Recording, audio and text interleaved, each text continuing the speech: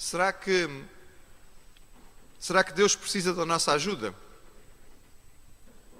O que é que os irmãos acham? Precisa da nossa ajuda? Não. É daquelas perguntas fáceis, não é? Pastor, essa é fácil. Essa nós respondemos com tranquilidade e podemos passar à próxima. Espera, só um bocadinho. Não sejamos tão precipitados. Esta é uma resposta tecnicamente fácil de responder. A resposta natural é sempre negativa, mas como em tantas outras questões da vida cristã, nós temos a tendência de saber o certo, mas agir erradamente. Nós sabemos que Deus é soberano, nós sabemos que Deus não precisa da nossa ajuda, mas a tendência humana, a tendência da carne, é, como se diria lá na minha terra, dar um jeitinho, dar uma ajudinha, não é?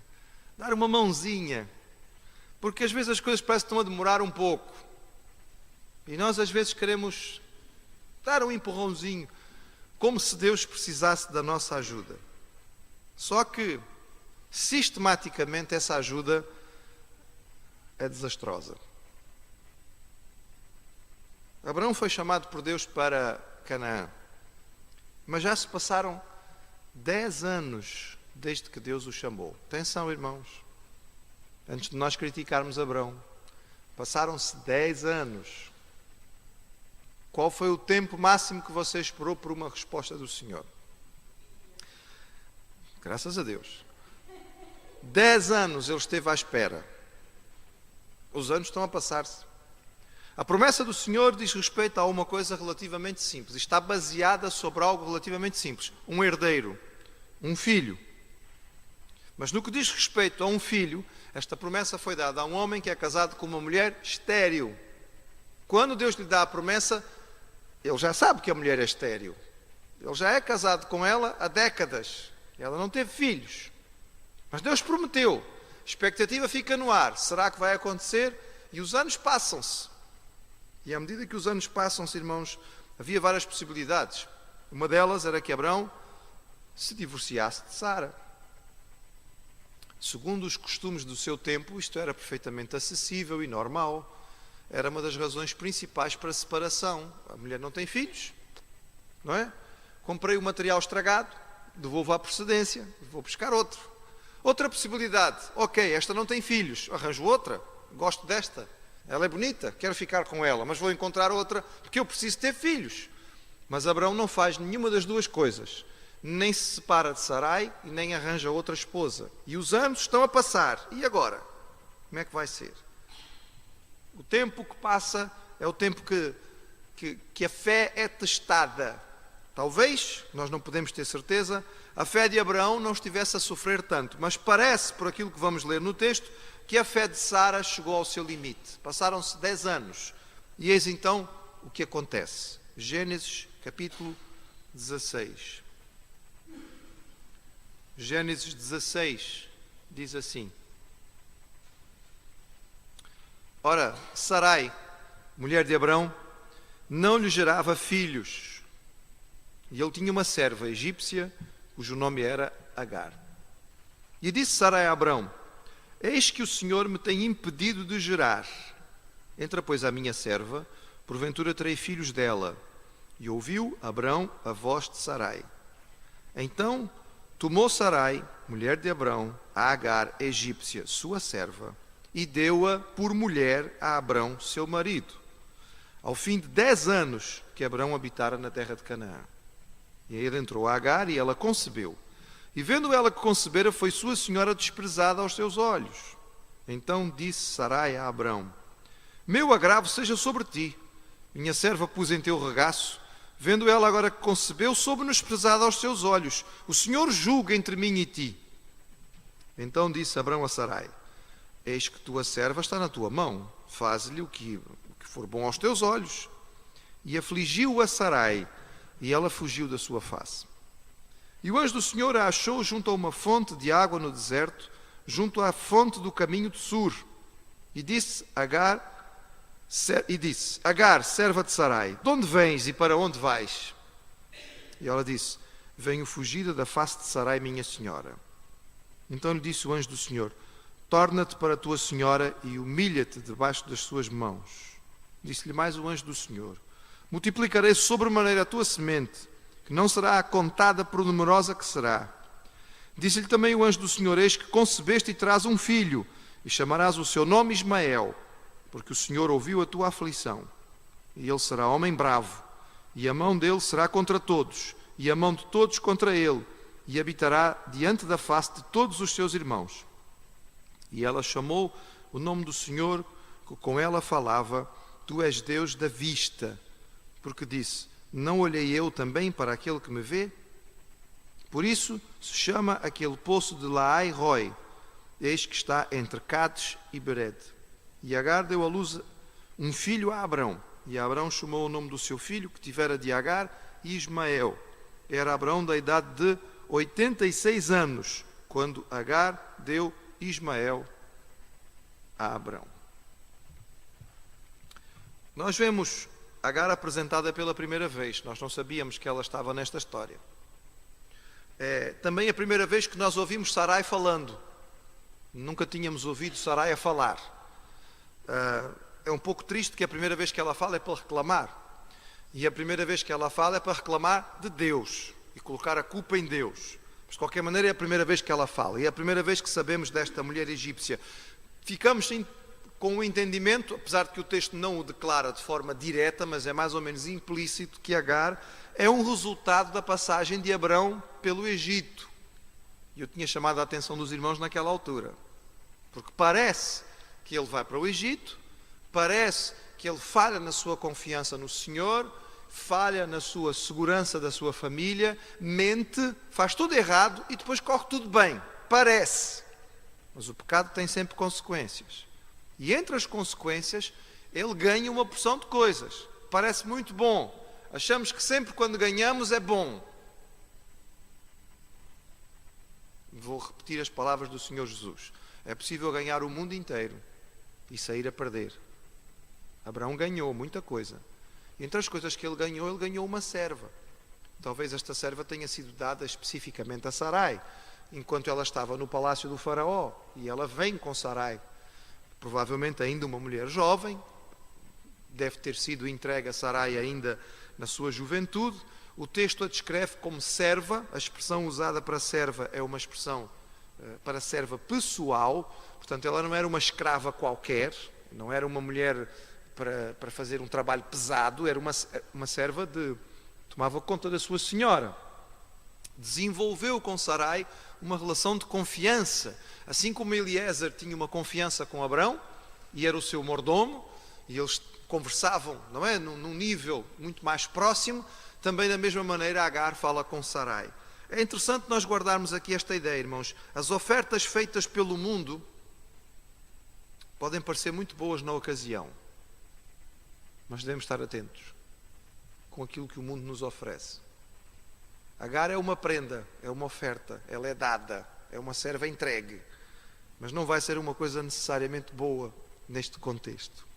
Sara fala então pela primeira vez, e Sarai fala para reclamar. Ela vive o grande dilema das mulheres do Antigo Testamento. Sarai, Rebeca, Raquel, Ana, ela era profundamente marcada na sua cultura pelo fato de não ter filhos. Vamos entender isto, irmãos. Os povos orientais, até hoje, interpretam praticamente todas as coisas do ponto de vista espiritual. Se uma mulher em Portugal hoje não puder ter filhos, vai fazer o quê? Vai ao médico, não é?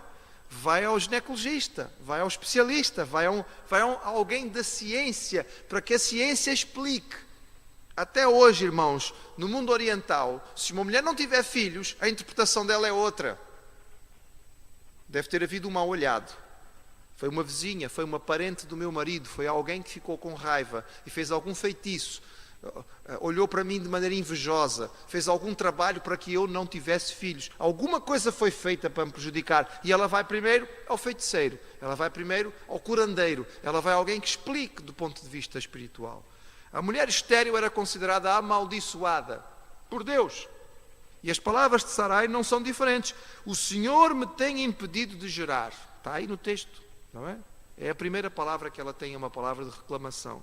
É até possível, irmãos, possível, digo isto porque vi isto no contexto um oriental próximo deste, que algumas pessoas vissem isto como uma espécie de castigo, por Sarai ser simultaneamente uma mulher muito bonita e também um bocado altiva.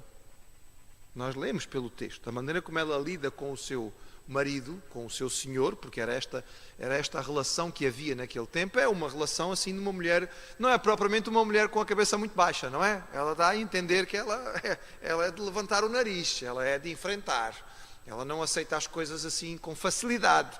Ela era uma mulher muito bela, e naturalmente as pessoas muito bonitas acabam por ser tratadas de uma certa maneira que as faz ter uma certa vaidade, e talvez algumas pessoas vissem, pois é muito bonita, mas olha, foi castigada, não tem filhos. Era algo perfeitamente comum naquele tempo. E ela não tem outra atitude a não ser reclamar de Deus e então trazer uma proposta. Qual é a proposta que ela tem? Quero que os irmãos compreendam o seguinte: Sarai não inventou esta proposta. Esta era uma proposta que existia dentro do seu contexto cultural. Nós sabemos isto porque no Código de Hammurabi, esta imagem mostra-nos a estela, não é? O pilar onde está escrito o código está ali em pormenor, o que é que está nesta pedra está ali para os irmãos poderem ter uma ideia. Não vão conseguir ler, certamente, mas pronto, há quem consiga.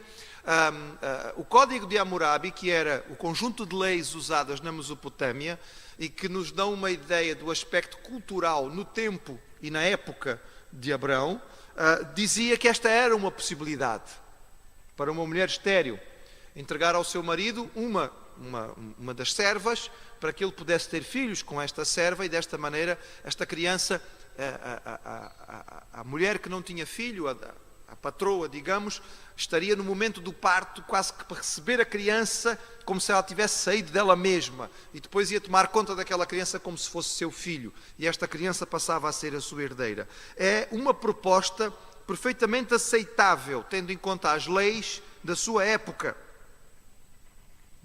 E aqui, mais uma vez, nós temos que pensar o seguinte: nem tudo o que é culturalmente aceitável e politicamente correto é da vontade do Senhor. Nem tudo aquilo que é culturalmente aceitável e politicamente correto é da vontade do Senhor. A nossa cultura hoje, irmãos, aprova muita coisa que nós não podemos aprovar olhando a palavra de Deus. Há muita coisa que hoje é politicamente correta na nossa cultura e que nós não podemos concordar se nós formos ficar fiéis à palavra do Senhor. Aquilo que Sara vai fazer é aceitável na sua cultura. Ninguém vai condená-la por fazê-lo. Mas não era esse o plano do Senhor. E onde é que fica Abrão nesta história toda? É claro que isto é uma questão interpretativa, e eu não quero que as irmãs acham que eu estou a ser aqui mauzinho, a ter uma interpretação muito negativa de Sarai. Não, eu leio este texto e parece-me ver uma Sarai assim um bocadinho altiva, uma mulher um pouco orgulhosa, um pouco, não é, com um ar assim um tanto dominador. É possível, já que nós temos uma ideia de Abraão como alguém mais passivo, que ele tivesse casado com uma mulher que fosse mais ativa. Normalmente é assim, os opostos se atraem. Nós sabemos que isto é assim que acontece. Seja como for, ela vai ter com ele e faz-lhe uma proposta. E Abrão discute com ela o assunto, debate com ela o assunto, diz: olha, mulher, primeiro vamos orar e perguntar o que é que Deus tem para nos dizer sobre isto. Eu sou o chefe de família, eu primeiro preciso saber o que é que Deus vai dizer. Certo? Não, nós não encontramos nada disto aqui. Nós encontramos que Abrão aceita passivamente, aparentemente, sem discutir, sem pensar nas consequências. Quero que os irmãos percebam uma coisa.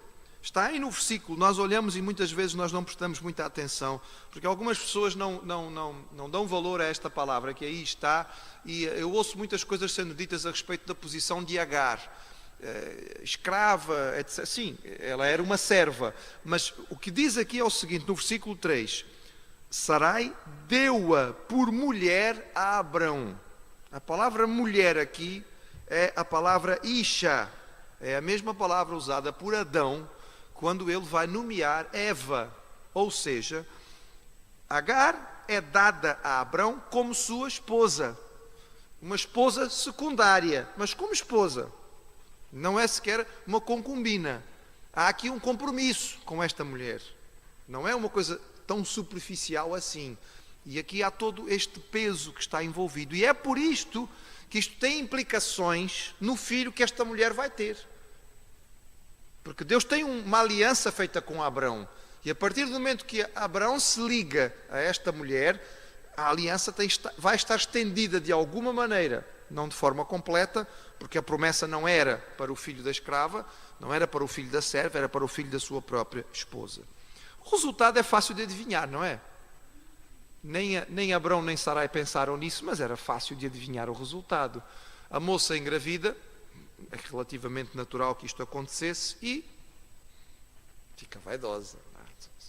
Anda esta com ele há não sei quantos anos e nunca engravidou. Olha, eu estou aqui só um bocadinho e já estou de barriga. Portanto, fica ela toda vaidosa, porque ela afinal vai ser a mãe do herdeiro, pensa ela. O sábio, no livro de Provérbios, diz assim, irmãos: por 3 coisas se alvoroça a terra, e por 4 não se pode suportar. Pelo servo, quando reina, pelo tolo, quando vive na fartura, pela mulher odiosa, quando é casada, e pela serva, quando fica herdeira da sua senhora. É muito complicada esta situação. Tomada de orgulho, ela, não é? Passa a ser ofensiva, ela menospreza a sua senhora. É claro que nós podemos aqui discutir o que foi que realmente aconteceu. Houve alguma atitude ofensiva por parte de Agar? Será que houve palavras? Ou o simples fato de Agar ter engravidado, de repente bateu na cabeça de Sarai e disse: pá, não devia ter feito isto. Afinal, isto não era bem isto que eu queria. Isto foi mal pensado, não é? Não deixa de ser uma espécie de barriga de aluguel que ela queria, não é? Pensando numa linguagem moderna, era isso que ela queria. Ela só queria uma barriga de aluguel para ter o bebê, só que ela esqueceu que a barriga de aluguel não vem sozinha, vem com uma pessoa, com uma personalidade. E pelo que nós vamos ver, Sarai era uma mulher forte, mas Agar também era. Eu só digo uma coisa aos irmãos: coitado do Abrão no meio desta história toda. Mas Abrão é o chefe de família. É ele que tem que assumir a responsabilidade. E eu não sei se os irmãos percebem, quando Sarai vai falar a segunda vez, é outra vez para reclamar. Ela não era propriamente muito fácil. As 2 vezes que nós ouvimos falando é para ela reclamar, reclama novamente, e o Abrão faz o quê?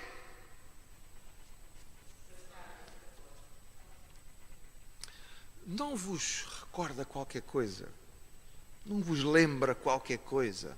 Isto não parece uma espécie de padrão de resposta masculina? Eva foi tentada pela serpente, tomou a fruta, foi a Adão e disse: olha, isto é tão bom, vai ser o nosso almoço hoje. E o Adão fez o quê? Aceitou, sem discutir. E depois, quando as consequências se revelaram, o que é que ele fez? Fugiu. Os irmãos estão a ver um padrão masculino? E isto é um sinal importante para os homens crentes. Nós precisamos pedir a Deus a capacidade de fugir do padrão masculino que nos é apresentado pela introdução do pecado no mundo. Que primeiro, não assume, e segundo, foge. Primeiro, ele faz de conta que não é com ele. Tá bom, ok, não há problema nenhum. Queres que eu fique com ela também? Ok, não há problema. Depois vem a consequência, ele diz: eu não tenho nada a ver com isso. A decisão não foi minha. Não, espera aí. Quem é que é o chefe de família? Quem é que tem que tomar a decisão? Era ele. A responsabilidade era ele. Ele age mal 2 vezes. Primeiro, porque ele não pensa nas consequências, não busca o Senhor, não age como o verdadeiro chefe, não mostra a confiança. Não é assim que nós vamos fazer. O Senhor prometeu, vamos esperar. Primeiro, ele age mal. Segundo, ele age pior.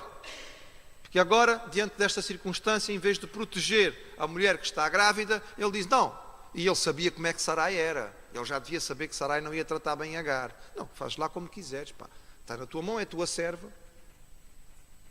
Ora, segundo as leis do Código de Hammurabi, que nós já vimos, Sarai não podia vender a escrava.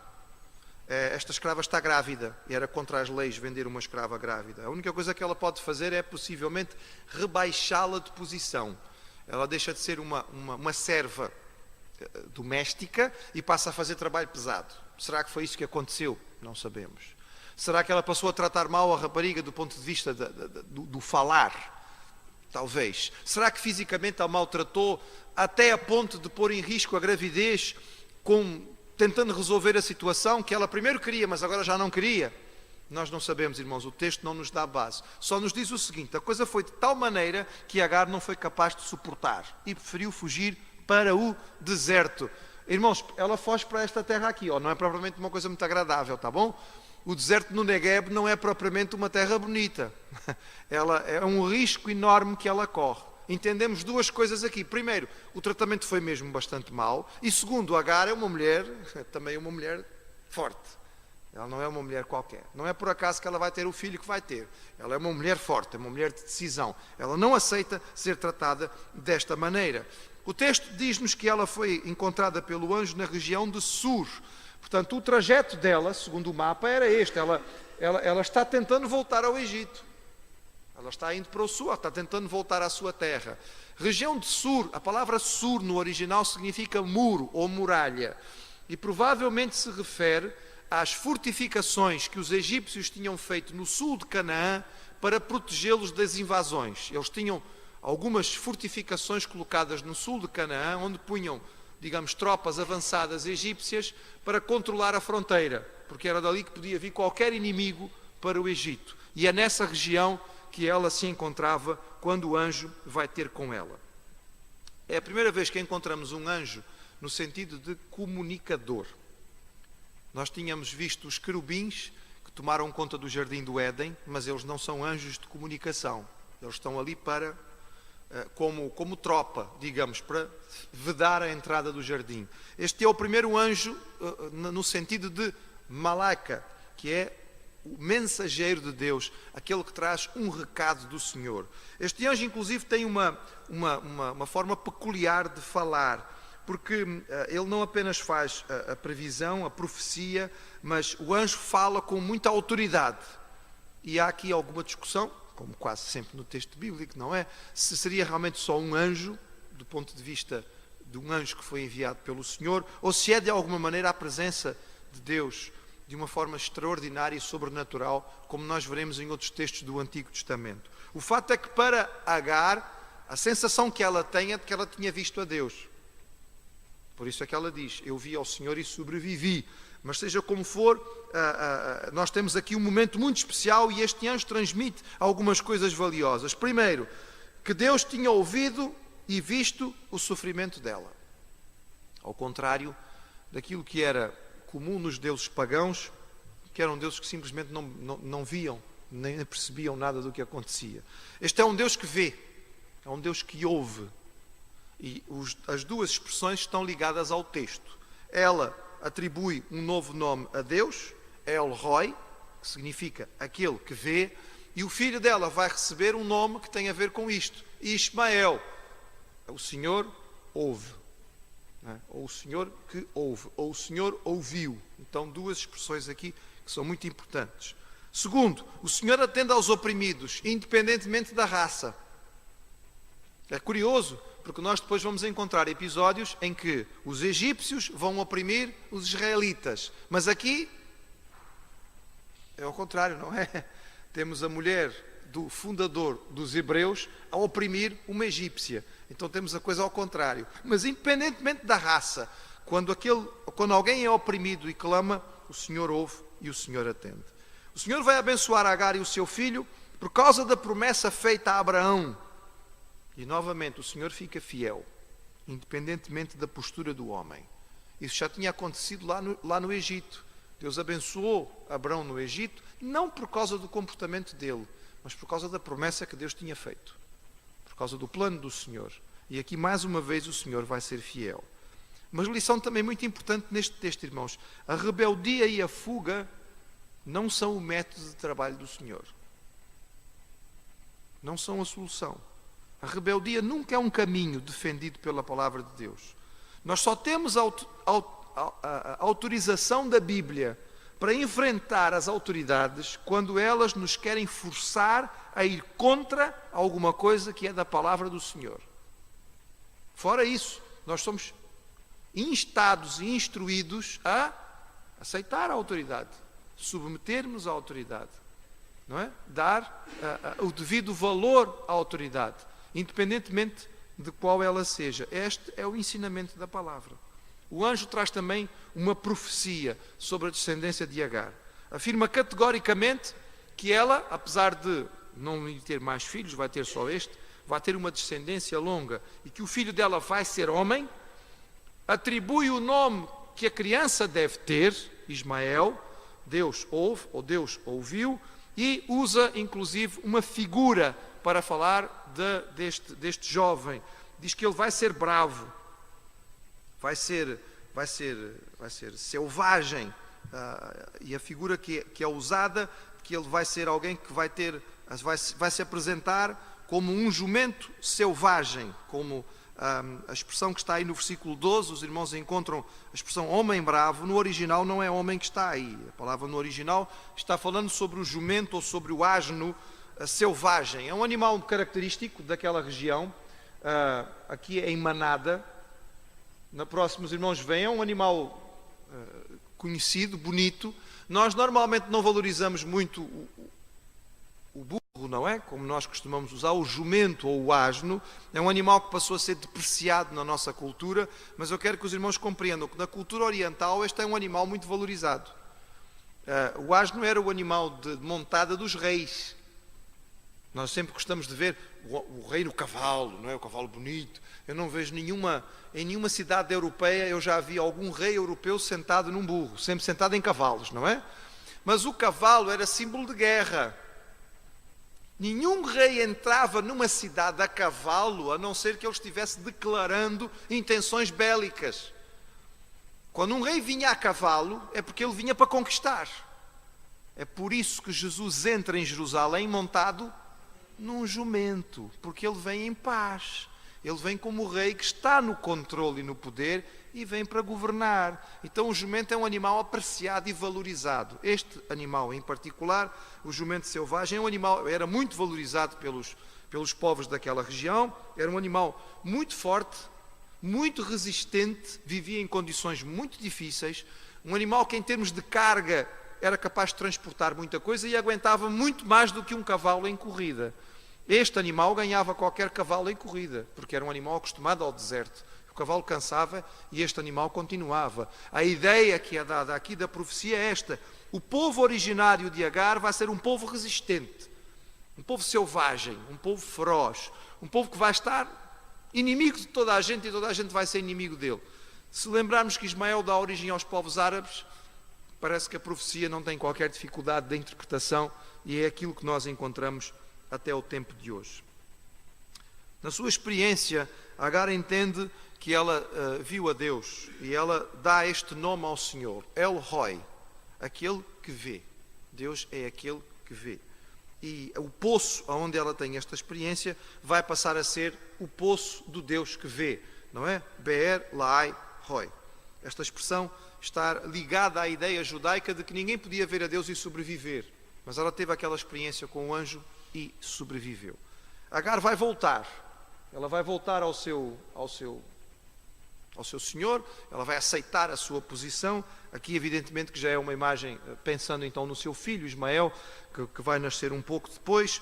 Ela vai dar à luz um filho, o filho é homem, como a profecia tinha sido dada, e Abraão reconhece o valor da experiência que Agar teve no deserto. Porquê é que nós dizemos isto? Porque ele dá ao filho o nome que o anjo tinha previsto. O anjo disse: vais ter um filho, ele vai se chamar Ismael. E Agar provavelmente voltou. Quando voltou, foi interrogada, certamente, contou a sua história, e Abraão aceitou que aquilo que tinha acontecido com ela era realmente uma experiência com o seu Deus. E por isso ela foi tomada de volta. Ela não ocupa mais, pelo menos ao que nós podemos entender, a posição de esposa secundária, vai se tornar uma serva diferente, talvez até com outros servos para servi-la, porque ela vai ser mãe do filho de Abraão, e aparentemente deram uma ajudinha a Deus e a coisa até que correu bem.